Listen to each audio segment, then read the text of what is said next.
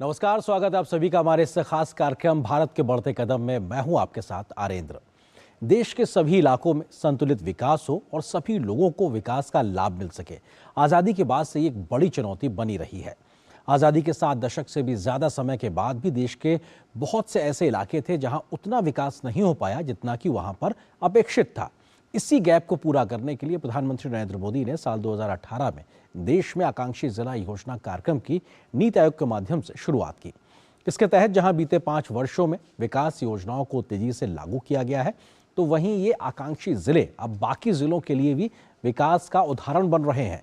तो इस विशेष सीरीज में हम इन्हीं आकांक्षी जिलों की विकास यात्रा की कर रहे हैं पड़ताल। सीरीज के आज के इस खास अंक में हम त्रिपुरा के आकांक्षी जिले धलाई की विकास यात्रा को दिखाएंगे और इस विषय पे बात करने के लिए दो बहुत ही खास मेहमान हमारे साथ में मौजूद हैं। उनका परिचय आपसे कराते हैं। मेरे साथ मौजूद हैं डॉक्टर सिद्धार्थ शिव जायसवाल, जो कि जिलाधिकारी हैं धलाई जिले के, जो कि त्रिपुरा का एक जिला है। इसके अलावा दूसरे खास मेहमान हमारे साथ में हैं राजीव सेन जी, जो कि वरिष्ठ सलाहकार हैं नीति आयोग के, हमारे साथ स्टूडियो में इस वक्त मौजूद हैं। आप दोनों मेहमानों का बहुत बहुत स्वागत है हमारे साथ जुड़ने के लिए और आप दोनों से हम बातचीत करें, लेकिन उससे पहले एक रिपोर्ट देखते हैं जो कि धलाई जिले से जुड़ी हुई है कि आखिर किस प्रकार का बीते 5 वर्षों में वहां पर बदलाव आया है। आइए इस रिपोर्ट को देखते हैं, उसके बाद अपने मेहमानों से करेंगे चर्चा। देश के 100 से भी ज्यादा जिन जिलों में आकांक्षी जिला कार्यक्रम लागू है, उनमें त्रिपुरा का धलाई जिला भी शामिल है। बीते 5 वर्षों से धलाई जिले में विकास को गति देने का काम किया गया है और आकांक्षी जिला कार्यक्रम के पैमाने पर तेज विकास देखने को मिल रहा है। त्रिपुरा के आदिवासी बाहुल्य जिले धलाई में स्वास्थ्य सेवाओं में बड़ा बदलाव किया गया है। एक ओर जहां प्राथमिक स्वास्थ्य केंद्रों की संख्या को बढ़ाया गया है, तो बड़े अस्पतालों में सुविधाओं को विस्तार देकर लोगों को स्थानीय स्तर पर स्वास्थ्य सुविधाएं उपलब्ध कराई जा रही हैं। प्रेग्नेंट महिलाओं का जो रजिस्ट्रेशन होता है वो आज के दिन में 100% हो गया है, जिसकी वजह से जो हमारी इंस्टीट्यूशनल डिलीवरीज है उसका परसेंटेज भी इंक्रीज होकर 95% से ज़्यादा हो गया है, जो कि पहले 60% के आसपास था। उसी प्रकार से यदि हम इम्यूनाइजेशन की बात करें तो आज के दिन में 100% इम्यूनाइजेशन है। हमारा टोटल 51,000 से भी ज़्यादा हम ओपीडी पेशेंट ट्रीटमेंट किया हुआ और इंडोर में 11,000 पेशेंट हम लोग ट्रीटमेंट किया हुआ। तो यहाँ पे हमारा क्यूरेटिव सर्विस भी होता है, जैसे कि medicine, surgery, gynae, paediatrics, ophthalmology, ENT, orthopaedics, सब सारे डिपार्टमेंट है। स्वास्थ्य के साथ साथ शिक्षा पर भी धलाई में खासा सुधार हुआ है। नए स्कूलों को बनाया जा रहा है, तो स्कूलों में आधुनिक तकनीक आधारित शिक्षा की व्यवस्था करके छात्रों के लिए नए नए अवसर उपलब्ध कराए जा रहे हैं। We have computer lab, we have smart classes, we have libraries, we have even laboratories for our students. We got many facilities, and compared to the old building, such as we got one computer lab, 2 smart classrooms. हमें dance, theatres और music classes भी मिल रहे हैं and इसके लिए हम government को thanks करना चाहते हैं, क्योंकि हमें उन्होंने बहुत अच्छी फैसिलिटीज़ प्रोवाइड की है और वाटर रनिंग फैसिलिटीज़ भी हमें मिल रही है। यहाँ हमारी 2 स्मार्ट क्लासरूम्स है। आदिवासी बाहुल्य जिले में बच्चों और महिलाओं के स्वास्थ्य की स्थिति एक बड़ी चुनौती हुआ करती थी, लेकिन आकांक्षी जिला कार्यक्रम के तहत बच्चों और महिलाओं के पोषण पर गंभीरता से काम हुआ, तो संपूर्ण टीकाकरण कार्यक्रम से भी एक बड़ा बदलाव देखने को मिल रहा है। दुर्गम भौगोलिक इलाके वाले धलाई जिले में सामाजिक आर्थिक योजनाओं को लागू करना आसान नहीं था। जहां सुदूर इलाकों तक कनेक्टिविटी एक बड़ी चुनौती थी, तो योजनाओं को जमीन पर उतारना आसान नहीं था। लोगों को जागरूक करना और सरकारी मशीनरी को एक्टिव करने में जिला प्रशासन ने एक बड़ी भूमिका निभाई। 2018 की अगर हम बात करें तो 10% से कम हाउस होल्ड्स का यहाँ पे पक्का घर हुआ करता था और पिछले 5 सालों में ये इम्प्रूव होके 100% हो गया है। पानी का अगर हम बात करें, पेयजल की बात करें, तो पेयजल में पिछले 5 सालों में बहुत अच्छा उन्नति देखने को मिला है। पहले 3% हाउस होल्ड्स में पाइप वाटर सप्लाई हुआ करती थी, जो कि आज के दिन में इम्प्रूव होकर 70% हो गई है और इसको अगले 6 महीने में 100% करने का भी एक्शन प्लान है। धलाई के लोगों को रोजगार और स्वरोजगार के अवसर उपलब्ध कराने पर भी खासा जोर दिया गया, ताकि पलायन जैसी समस्या को रोका जा सके। किसानों को खेती के लिए बीज से लेकर अन्य सुविधाओं का लाभ दिया जा रहा है, तो महिला स्वयं सहायता समूह के माध्यम से महिला सशक्तिकरण पर भी तेजी से काम हो रहा है। रबर प्रोजेक्ट और पिगरी और गाड़ी, पोल्ट्री फार्म मेरे पूजा जी का मैंने गवर्नमेंट से लोन मिला है 10 लाख। बिजनेस करो बढ़ाना चाहते हैं। गवर्नमेंट से हम 18 केजी सीड दे रहे पर हेक्टर, यूरिया दे रहे हम 100 केजी 100 केजी, और एसएसपी 150 किलो, पोटास 25 किलो, और कैश असिस्टेंट हम दे रहे 6,625। आकांक्षी जिला कार्यक्रम के तहत बीते करीब 5 वर्षों में सामाजिक आर्थिक योजनाओं को जमीन में उतारने के जो प्रयास हुए, उसका असर अब जिले में दिखने लगा है और तेजी से बढ़ते आंकड़े विकास की कहानी खुद बयां कर रहे हैं। एस्पिरेशनल डिस्ट्रिक्ट प्रोग्राम के अंतर्गत कुछ मुख्य इंडिकेटर्स होते हैं: health and nutrition, education, basic infrastructure, agriculture and water resources. पिछले 5 सालों में धलाई डिस्ट्रिक्ट में सभी इंडिकेटर्स में इम्प्रूवमेंट आया है। धलाई जिले में बीते वर्षों में जिस तरह से जन आकांक्षाओं को पूरा करते हुए विकास को रफ्तार दी गई है, उससे उम्मीद बंधी है कि जल्द ही तमाम योजनाओं के लाभार्थियों की संख्या 100% पहुंच जाएगी। Bureau report, DD news. और आपने देखा किस प्रकार से त्रिपुरा के धलाई जिले में बीते 5 वर्षों में एक बड़ा बदलाव देखने को मिला है। 2 खास मेहमान लगातार हमारे साथ बने हुए हैं। धलाई जिले के जिलाधिकारी सिद्धार्थ शिव जायसवाल जी, इसके अलावा राजीव सेन जी हैं जो कि वरिष्ठ सलाहकार हैं नीति आयोग के, हमारे साथ स्टूडियो में मौजूद हैं। सिद्धार्थ जी, शुरुआत आपसे ही, क्योंकि इन 5 वर्षों में क्या कुछ बड़े प्रयास जमीन पे किए गए, योजनाओं से कागजी तरीके से सोच से हटके आगे क्या कुछ सोचा गया आउट ऑफ द बॉक्स, जिसकी वजह से हम जमीन पे बेहतर नतीजे देख पा रहे हैं, उसके बारे में थोड़ा सा बताइए। हम लोगों ने ऐसे कई सारे प्रयोग किए हैं जो कि पेपर और कागजी नियमों के से आगे बढ़कर थे। उनमें से एक मैं प्रयोग बताना चाहूँगा। बच्चों के टीकाकरण के मामले में हम लोगों ने एक डिसीजन लिया डिस्ट्रिक्ट लेवल पे कि जो सब सेंटर्स जो हेल्थ फैसिलिटीज 100% वैक्सीनेशन करता है, उसको हम लोग टीम बेस्ड इंसेंटिव देंगे। तो इस प्रकार से हम लोगों के पास 45 सब सेंटर्स और पीएससीज का लिस्ट आया और हम लोगों ने उसको फर्दर स्क्रूटिनी किया और उसको हम लोगों ने उस लिस्ट को हम लोगों ने पेपर में पब्लिश किया और लोकल एरिया में अनाउंसमेंट किया कि यदि इन इलाकों में कोई भी बच्चा बिना टीकाकरण के पाया जाता है और आप हमको जानकारी देते हैं, तो जो बताने वाले को हम 1,000 रुपए करके इंसेंटिव देंगे। तो इसमें जन भागीदारी को भी हमने सम्मिलित किया और जनता से फीडबैक लिया। उसके बाद हम लोगों ने वेरीफाई करके ऐसे 45 सब सेंटर्स 100% इम्यूनाइजेशन के हुए और उसके बाद हम लोगों ने इस प्रोग्राम को आगे बढ़ाया और आज के दिन में ये 70% सब सेंटर्स ऐसे हो गए जिसमें 100% इम्यूनाइजेशन हो गया और पेपर में पब्लिकेशन भी हम लोगों ने दे दिया है और कुछ ही दिनों में वेरिफिकेशन के बाद हम लोग उन सभी सब सेंटर्स को पुरस्कृत करेंगे। जी, तो ये अपने आप में एक आउट ऑफ द बॉक्स सोचना और उसके बाद उसको जमीन पर उतारने के एक उदाहरण में से एक कह सकते हैं।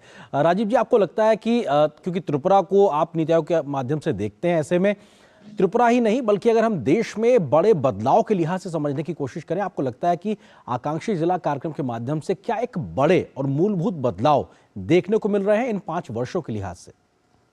देखिए, ये जो एस्पिरेशनल डिस्ट्रिक्ट्स प्रोग्राम है, इनका 2 मुख्य जो स्तंभ है, एक है कन्वर्जेंस और दूसरा है सैचुरेशन। कन्वर्जेंस मतलब जो स्कीम्स लागू है गवर्नमेंट ऑफ इंडिया का या स्टेट गवर्नमेंट का, उसी सब का फायदा लेके, और सैचुरेट मतलब going up to the last person. ये जो 2 मुद्दे जो है, इन्हीं का मिलन है ये एस्पिरेशनल डिस्ट्रिक्ट्स प्रोग्राम। और जो 112 जिले में ये अब लागू किया गया है, जो नीति आयोग का जो आंकड़े हैं उसमें से अगर हम देखें तो मोस्ट ऑफ द डिस्ट्रिक्ट्स में काफ़ी सारी चीज़ में, जैसे हेल्थ में, चाइल्ड न्यूट्रिशन में, बेसिक इंफ्रास्ट्रक्चर में काफ़ी इम्प्रूवमेंट हुआ है। और इसका मेन कारण है जो ये दोनों चीज़ को लागू करने के लिए जो गुड गवर्नेंस है, उसके ऊपर बहुत जोर दिया गया है। पहले जो डिस्ट्रिक्ट्स में पिछड़े हुए डिस्ट्रिक्ट्स सोच के कोई ऑफिशियल जाना नहीं चाहते हैं, वहाँ पे स्टेट्स का जो बेस्ट ऑफिशियल्स है, आईएएस ऑफिसर्स हो, स्टेट एडमिनिस्ट्रेटिव ऑफिसर्स हो, उन्हीं को पोस्ट किया गया है और उनको अच्छा काम के लिए रिकॉग्नाइज भी किया गया है और इंसेंटिवाइज भी किया गया है। तो ये जो पद्धति है, इसके माध्यम से अगर हम देखें और ये जो इम्प्लीमेंटेशन जो स्ट्रेटजी है, इसमें से ये कोई डाउट नहीं है कि काफ़ी सारे डिस्ट्रिक्ट्स इसमें से बहुत इम्प्रूवमेंट देखा है। बिल्कुल, ये बहुत महत्वपूर्ण बात कही आपने कि अच्छे काम को तरजीह देना और उसको इंसेंटिवाइज करने का भी फायदा मिलता नजर आ रहा है। जल्दी से कुछ आंकड़े हम वीडियो वॉल के माध्यम से देखते हैं कि आखिर किस प्रकार के बदलाव बीते 5 वर्षों में धलाई जिले में देखने को मिले हैं, क्योंकि ये आंकड़े ही वो बताते हैं कि कैसे जो 7 दशकों में विकास नहीं हो पाया था वो बीते 5 वर्षों में दिखाई पड़ रहा है। इन तमाम आंकड़ों के लिहाज से अगर हम समझने की कोशिश करें तो हम इस बात को रख सकते हैं कि 5 वर्षों में तमाम जो सोशियो इकोनॉमिक पैरामीटर्स है उसमें बदलाव किस प्रकार से देखने को मिला है, चाहे स्वास्थ्य की बात हो, चाहे शिक्षा की बात हो। इन तमाम आंकड़ों को हम समझाने की कोशिश करेंगे। उससे पहले एक हम सवाल ले लेते हैं सिद्धार्थ जी से। सिद्धार्थ जी, क्योंकि अगर बात की जाए, क्योंकि आप खुद एक डॉक्टर हैं बाय प्रोफेशन, ऐसे में स्वास्थ्य का मोर्चा हो या फिर पोषण का मोर्चा हो, इस पर कितना फायदा मिला आपको खुद एक डॉक्टर होने के नाते, क्योंकि ये वो पैरामीटर्स हैं जिस पे सबसे ज्यादा काम करने की जरूरत आकांक्षी जिलों में रहती है? इसका मुझे बहुत फायदा मिला और डॉक्टर होने के नाते मुझे पता है कि early child care and education ये इम्पॉर्टेंट है और इस पे हम लोगों ने काफ़ी काम किया। अभी हम लोगों में जितने भी सब सेंटर्स हैं उन 100% सब सेंटर्स 121 सब सेंटर्स हैं, उनको हम लोगों ने हेल्थ एंड वेलनेस सेंटर बनाया और जो मेडिकल नॉलेज है उसको हम लोगों ने इम्प्लीमेंट करते हुए जो डिस्ट्रिक्ट हॉस्पिटल है, आपको ये जानकर बहुत ही आश्चर्य होगा कि आकांक्षी जिला होने के बावजूद हमारे डिस्ट्रिक्ट हॉस्पिटल में कार्डियक केयर यूनिट है। तो जो मायोकार्डियल इंफाक्शन, हार्ट अटैक के जो पेशेंट्स हैं उनकी थ्रोम्बोलिसिस हम लोग डिस्ट्रिक्ट हॉस्पिटल करने में ही सक्षम है और उनको रेफर करने की जरूरत नहीं।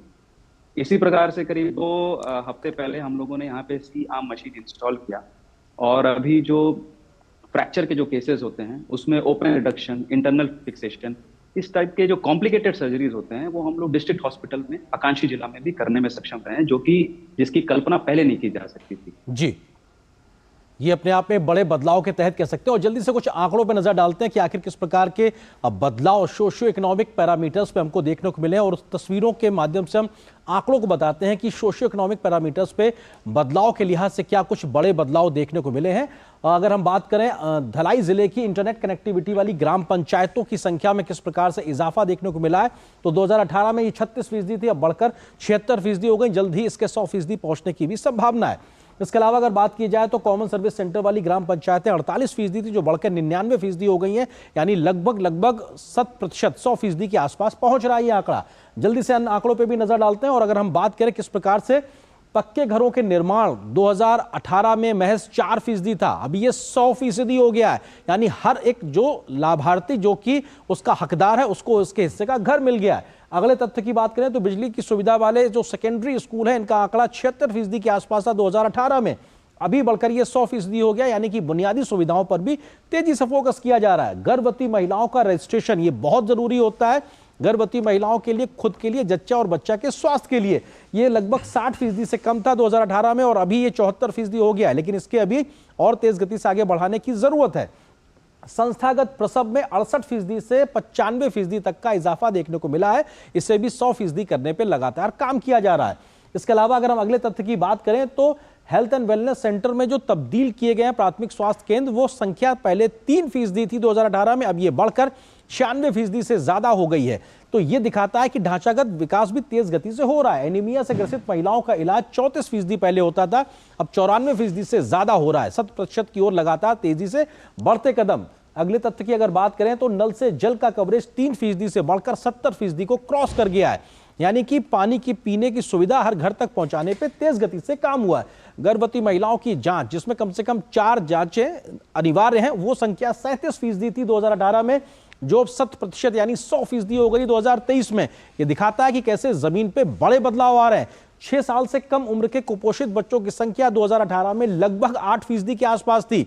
इस पर काम किया गया, यानी पोषण पे काम किया गया, और ये घटकर 3% से भी कम हो गई है और इसको 0% तक लाने का लक्ष्य रखा गया है। इसके अलावा स्वच्छता और पोषण को कार्यक्रम करने वाली जो आंगनवाड़ियां हैं, जिनमें कम से कम महीने में एक बार ऐसा कोशिश की जाए, कार्यक्रम किया जाए, ऐसी संख्या 39% थी, अब 100% आंगनवाड़ियों में स्वच्छता और पोषण पर तेज गति से काम किया जा रहा है। पीएम सुरक्षा बीमा योजना के लाभार्थियों की संख्या 2018 में लगभग 21,500 थी, जो बढ़कर लगभग 80,000 के आंकड़े को छूती हुई नजर आ रही। इसी प्रकार से अन्य सामाजिक सुरक्षा की बात करें तो जीवन ज्योति बीमा योजना के लाभार्थियों की संख्या 2018 में 7,000 के आसपास थी, जो बढ़ के लगभग 28,000 के आसपास होती दिखाई पड़ रही। यानी कि दायरा विस्तार होता दिखाई पड़ रहा सामाजिक आर्थिक योजनाओं का। जनधन खाता धारकों की संख्या 57,000 के आसपास थी, ये लगभग 1.25 लाख तक पहुंच गई है। यह दिखाता है कि सामाजिक आर्थिक योजनाओं को विस्तार लगातार तेज गति से दिया जा रहा है। तो ये आंकड़े इस बात की तस्दीक करते हैं कि किस प्रकार से तमाम प्रकार के विस्तार दिया जा रहा है इन तमाम योजनाओं को। हमारे साथ दो खास मेहमान लगातार बने हुए हैं। राजीव जी, समझना चाहेंगे क्योंकि ये जो आंकड़े अपने आप में कहानी बयां करते हैं कि जो 7 दशक में नहीं हो पाया वो अभी 5 सालों में दिखाई पड़ रहा है। ये बदलाव हो क्यों पा रहा है, इसके बड़े कारण क्या? राजीव जी। जैसे मैंने आपको बताया पहले, इसका सबसे बड़ा कारण है कि हमने आइडेंटिफाई करके जहां पे जो शॉर्टफॉल्स है उसको सैचुरेट करने का कोशिश कर रहे हैं। देखिए, जितने स्कीम्स आपने बताया वो स्कीम सारे देश पे लागू है, वो हेल्थ एंड वेलनेस सेंटर हो या पोषण अभियान हो, सब पूरे देश में लागू है। लेकिन ये डिस्ट्रिक्ट्स में हमने इसको एकदम बारीकी से, मतलब हर आदमी को पहुंच जाए ऐसे स्कीम बनाया है, and that has become possible only through good governance. जैसे सिद्धार्थ जी है, ऐसे सारे डिस्ट्रिक्ट्स में बहुत ही डायनेमिक ऑफिसर्स को पोस्ट किया गया है, जो आपने लीडरशिप से ये एकदम एश्योर कर रहे हैं कि जो स्कीम्स का लाभ जिनको पहुंचना चाहिए वहां तक पहुंचे। तो ये जो आंकड़े का आपने इतने सारे आंकड़े दिखाए जिसमें इंप्रूवमेंट है, इसका कारण यही है जिसको हम पूरे मतलब अपने हिसाब से हम इसको गुड गवर्नेंस बोलते हैं। मुझे तो लगता है ये गुड गवर्नेंस कंपोनेंट जो है यही सबसे क्रिटिकल कंपोनेंट है हमारा जो एस्पिरेशनल डेवलपमेंट प्रोग्राम है, इसके पीछे, मतलब इसका जो सक्सेस है, इसके पीछे यही सबसे बड़ा कारण है। बिल्कुल, गुड गवर्नेंस सबसे जरूरी है, क्योंकि आप जब साफ नियत से जमीन पे बदलाव लाने की कोशिश करेंगे तो आपको नतीजे ऐसे ही मिलेंगे। सिद्धार्थ जी, क्योंकि फिजिकल और डिजिटल कनेक्टिविटी एक बड़ी चुनौती थी, भौगोलिक रूप से जिस प्रकार का धलाई का पूरा एक टोपोग्राफी है, उस पर जब काम किया गया तो एक मल्टीपल पॉजिटिव इफेक्ट भी देखने को मिले हैं, उसके बारे में थोड़ा सा बताइए। जैसा कि हम लोग देख रहे हैं कि अभी 100% विलेजेस जो हैं उसमें इंटरनेट कनेक्टिविटी है, इसका पॉजिटिव इम्पैक्ट आया है। इसमें सामाजिक सुधार भी बहुत आया है। जैसे यहाँ पे पहले चाइल्ड मैरिज की समस्या बहुत ज़्यादा हुआ करती थी, अभी भी है, लेकिन इसमें पॉजिटिव चेंज आ रहा है, लोगों की मानसिकता में चेंज आ रहा है। डिजिटल कनेक्टिविटी के माध्यम से जब ये बाहर के लोगों से एक्सपोजर होता है, इसी प्रकार से अगर हम इकोनॉमिक चेंजेस की बात करें तो ये कनेक्टिविटी बहुत फायदेमंद हो रही है। अभी आज के दिन में हमारे डिस्ट्रिक्ट में लोग एक्सोटिक फ्रूट्स का भी प्लांटेशन कर रहे हैं। हमारे यहाँ रैशाबारी जो ब्लॉक है उसमें मैंगो का भी प्लांटेशन मैसिव स्केल में होता है, और इसमें आपको जान के आश्चर्य होगा कि अभी पूरे स्टेट में सेकंड हाईएस्ट मैंगो प्रोडक्शन अभी हमारे रैशाबारी ब्लॉक से हो रहा है।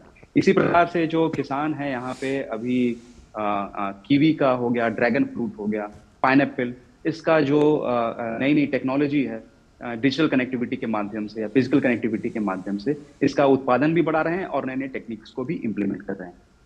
जी राजीव जी, क्योंकि बीते 5 वर्षों के लिहाज से देखा जाए तो जब आप जमीन पे काम करते हैं तो आपको व्यवहारिक समस्याएं, प्रॉब्लम्स भी, जो ग्राउंड प्रॉब्लम्स है वो समझ में आती हैं, वो बड़ी चुनौतियां क्या रही हैं, और उसके आधार पर अब जब ब्लॉक लेवल्स पे जाने की बात हो रही है, आकांक्षी ब्लॉक्स की बात हो रही है, तो किस प्रकार की हम एक नई बदली हुई रणनीति के साथ काम करते नजर आएंगे?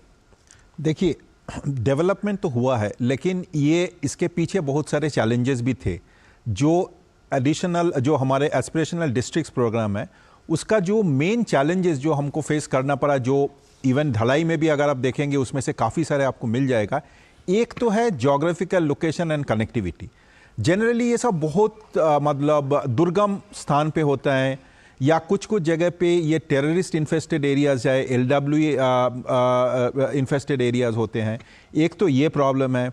दूसरा है socio economic issues, linguistics and cultural issues. जैसे ढलाई में अगर आप देखेंगे 95% यहाँ का अभी भी लोग एग्रीकल्चर से जुड़ा हुआ है, तो इनको मतलब आउटवर्डली इसको व्यवहारिक चेंज लाने के लिए या तो इनको समझाने के लिए कि ये चीज़ क्यों जो आप कर रहे हो इससे बेहतर है। ये सब जो इश्यूज़ है ये ज़्यादातर ये जो एस्पिरेशनल डिस्ट्रिक्ट्स वाली जो है यहाँ पे फेस करना होता है। इसके बावजूद भी बेसिक इंफ्रास्ट्रक्चर, जैसे आपको रोड्स अगर आप देखेंगे, क्योंकि ये सब एरियाज़ का मतलब तक जाने के लिए पहले रोड्स भी नहीं होते थे, तो ये सब रोड सेटअप करना, कनेक्टिविटी करना, ये भी एक बड़ा चैलेंज था। तो ये 4-5 जो है मेन चैलेंजेस जो है, इसी को ओवरकम करना पड़ा इस प्रोग्राम को सफल बनाने के लिए जी। अब जब हम एस्पिरेशनल ब्लॉक्स प्रोग्राम की तरफ जा रहे हैं, वो इसी से सीख जो है हमारा एस्पिरेशनल डिस्ट्रिक्ट्स प्रोग्राम के, उसको ही हम आगे बढ़ा रहे हैं। जो डिस्ट्रिक्ट्स के अंदर भी जो ब्लॉक्स अभी भी पिछड़े हुए हैं, उनको लेके हम इसी प्रोग्राम को सेम मॉडल के साथ हम इसको इम्प्लीमेंट करने का कोशिश कर रहे हैं जी।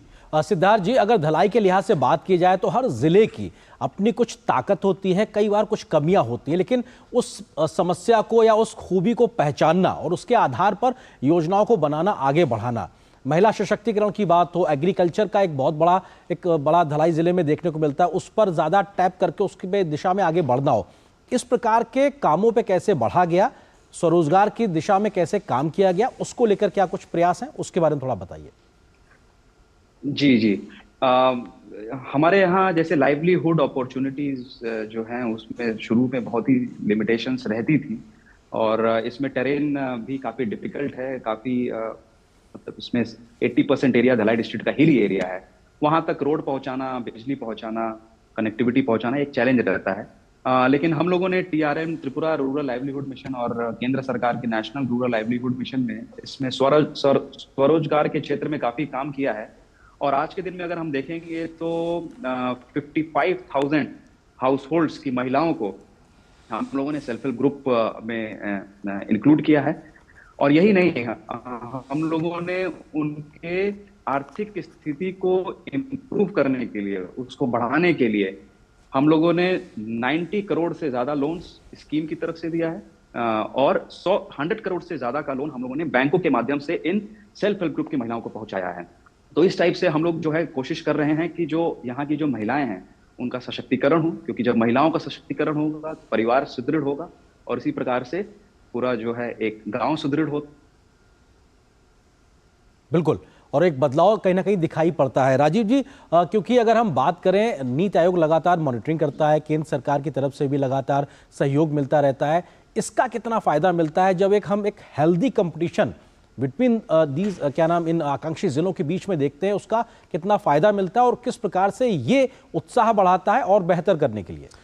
देखिए, ये भी जो फिलॉसफी है, हम at the state and center level we call it competitive and cooperative federalism जी। इसी चिंतन को हम डिस्ट्रिक्ट तक ले गए हैं, जहाँ पे ये जो डिस्ट्रिक्ट्स है, इनके बेसिस, इनके बीच एक हेल्दी कंपटीशन के हमने वो किया हुआ है, एक सिस्टम है, जहाँ से मतलब हर एक जैसे डिस्ट्रिक्ट मजिस्ट्रेट्स हैं, इनका ऑफिशियल्स जो है, हर एक डिस्ट्रिक्ट को लगता है कि अगर हम कुछ अच्छा काम कर रहे हैं तो उसके लिए हमें तो कुछ इंसेंटिव, कुछ रिवार्ड्स मिलना चाहिए।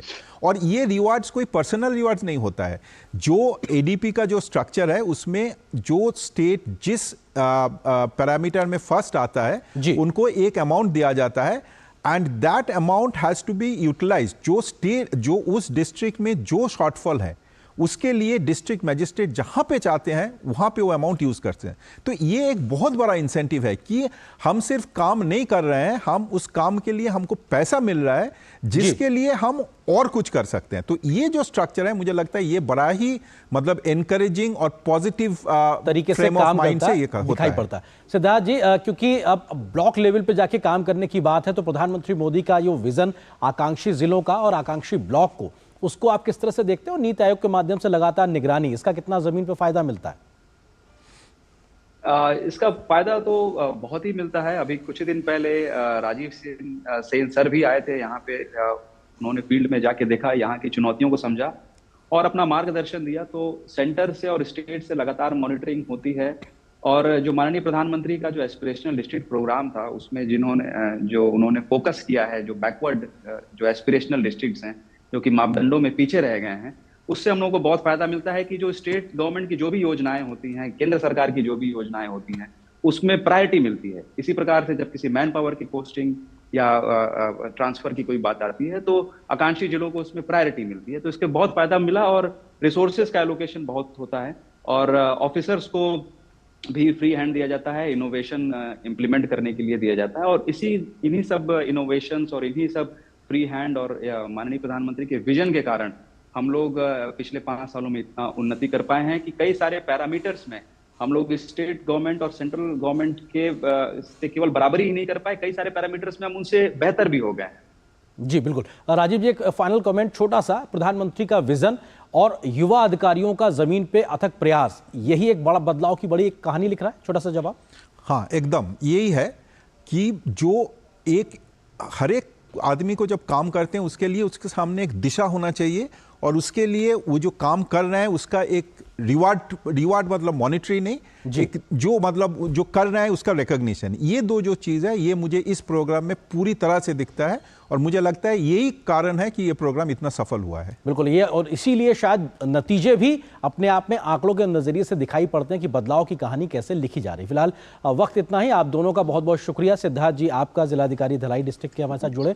राजीव सेन जी, आपका भी बहुत बहुत शुक्रिया हमारे साथ जुड़ने के लिए, इस विषय पर विस्तार से बात करने के लिए। तो आकांक्षी जिला के तहत भारत के बढ़ते कदम के आज के इस अंक में हमने देखा कि त्रिपुरा का जो एकमात्र जिला इस के तहत आता है वो है धलाई। वहां पर किस प्रकार के बीते 5 वर्षों में बदलाव हुए, इस कार्यक्रम के माध्यम से ऐसे ही जिलों की कहानी आप तक लेकर आते रहेंगे। लेकिन आज के अंक में बस इतना ही। मुझे और मेरी पूरी टीम को दीजिए अनुमति। नमस्कार।